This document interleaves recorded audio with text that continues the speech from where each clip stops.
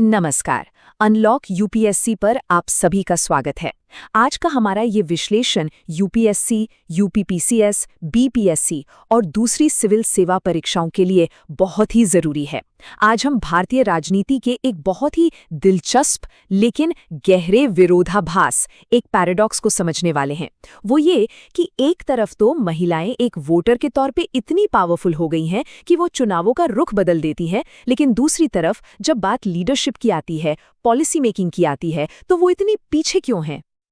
जी हाँ, यही वो सवाल है जो आज हमारे पूरे डिस्कशन के सेंटर में रहेगा।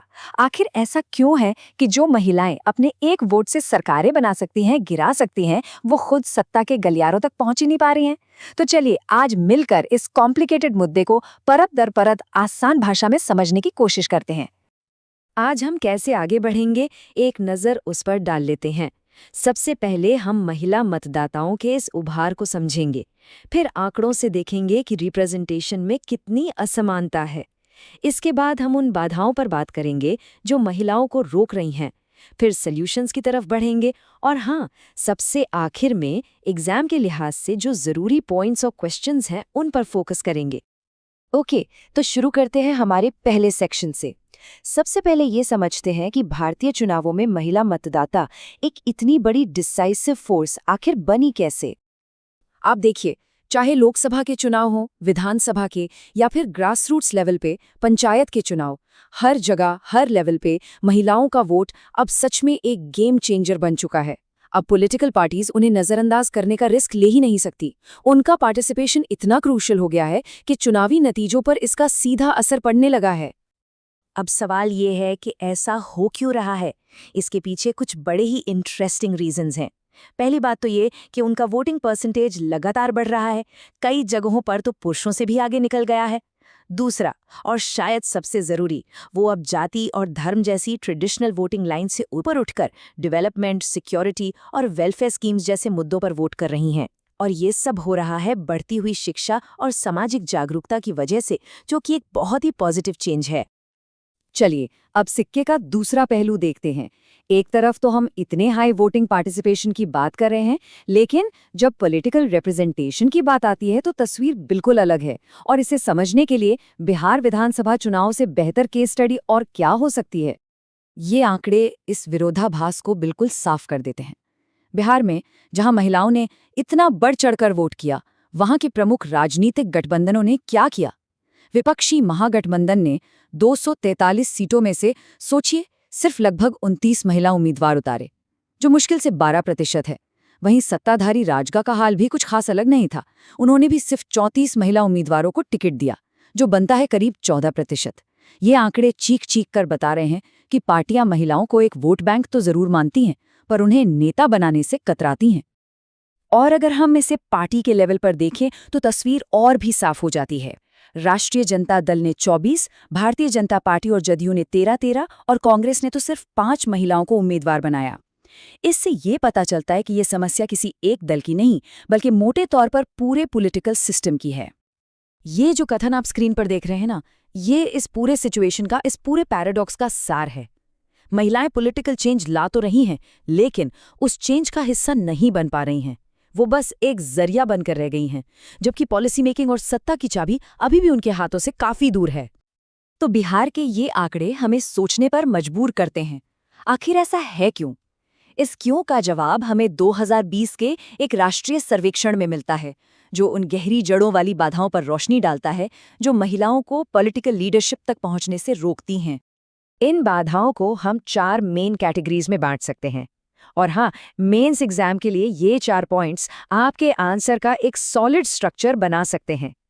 पहला, सामाजिक और पारिवारिक मानसिकता, जो महिला नेतृत्व को आसानी से एक्सेप्ट नहीं करती। दूसरा, पॉलिटिकल ऑटोनॉमी की कमी, मतलब अपने राजनीतिक फैसले खुद न ले पाना। तीसरा, घरेलू जिम्मेदारियों का भारी बोझ। और चौथा, पॉलिटिकल पार्टीज का ठंडा रवैया, जो उन्हें आगे बढ़ने के मौके ही नहीं देते। अब इन बाधाओं को जरा आंकड़ों में देखिए। 2020 के सर्वे में 66% महिलाओं ने माना कि उन्हें राजनीतिक फैसले लेने की आज़ादी नहीं है। 66%, यानी हर 3 में से 2 महिलाएं। करीब 1/3 यानी 33% महिलाओं ने माना कि पितृसत्ता पैट्रियार्की उनकी राजनीतिक भागीदारी में एक बड़ी बाधा है, और 13% महिलाओं ने घरेलू जिम्मेदारियों को एक बड़ा कारण बताया। सर्वे से एक और बड़ी जरूरी बात सामने आई, और वो है वर्ग का विभाजन।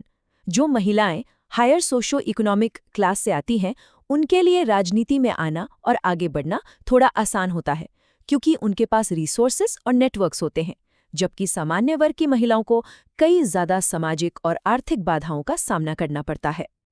ठीक है, तो हमने समस्या को काफी डिटेल में समझ लिया है। अब सबसे जरूरी हिस्से पर आते हैं कि इसका सलूशन क्या है। समान प्रतिनिधित्व का रास्ता बनाया कैसे जाए। देखिए, इस बड़ी चुनौती से निपटने के लिए एक मल्टी लेवल स्ट्रैटेजी की जरूरत है। सबसे पहले परिवार और समाज में महिला नेतृत्व के लिए सहज स्वीकार्यता यानी नेचुरल एक्सेप्टेंस बनानी होगी। दूसरा, पॉलिटिकल पार्टीज को प्रोएक्टिव होकर महिलाओं को लीडरशिप के मौके देने होंगे। तीसरा, हर लेवल पर महिलाओं की कम्युनिटी पार्टिसिपेशन को बढ़ाना होगा।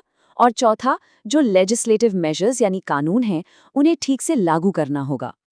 और इसी कानूनी उपाय का एक बहुत बड़ा उदाहरण है नारी शक्ति वंदन अधिनियम 2023।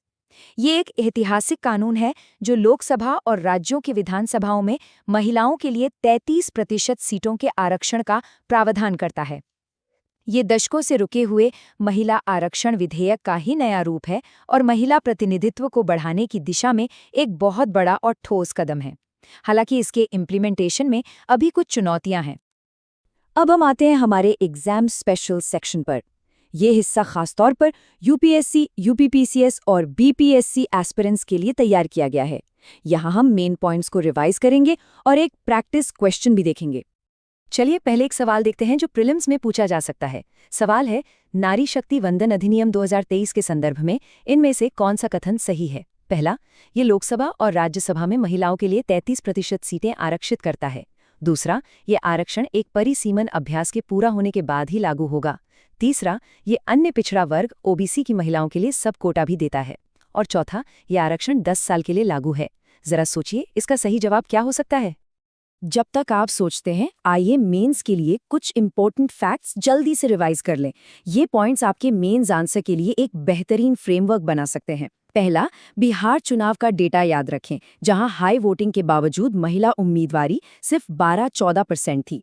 दूसरा, 2020 सर्वे के आंकड़े 66% राजनीतिक स्वायत्तता की कमी और 33% पितृसत्ता को बाधा मानते हैं। तीसरा, नारी शक्ति वंदन अधिनियम 2023। चौथा, आपका आर्ग्यूमेंट की पॉलिसी मेकिंग में महिलाओं की भागीदारी क्यों जरूरी है। और पांचवा, सॉल्यूशन का फ्रेमवर्क, जिसमें सामाजिक, राजनीतिक और कानूनी तीनों एक्शन शामिल हैं। अब पिछले सवाल के जवाब पर आते हैं। सही कथन है दूसरा, ये आरक्षण एक परिसीमन यानी डिलिमिटेशन एक्सरसाइज के बाद ही प्रभावी होगा।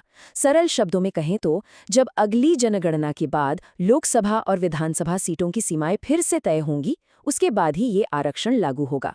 पहला कथन गलत है, क्योंकि ये सिर्फ लोकसभा और राज्य विधानसभाओं पर लागू होता है, राज्यसभा पर नहीं। और तीसरा और चौथा कथन भी सही नहीं है।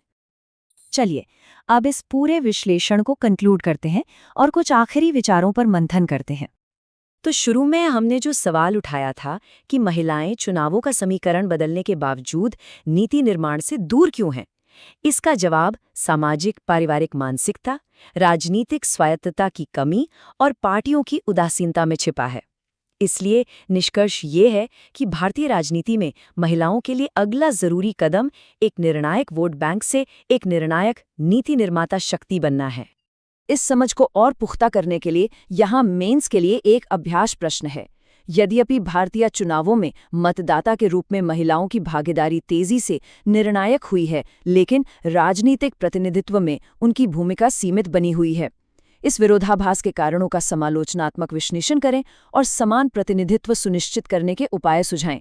इस सवाल पर जरूर सोचिएगा। हमें उम्मीद है कि ये विश्लेषण आपके लिए उपयोगी रहा होगा।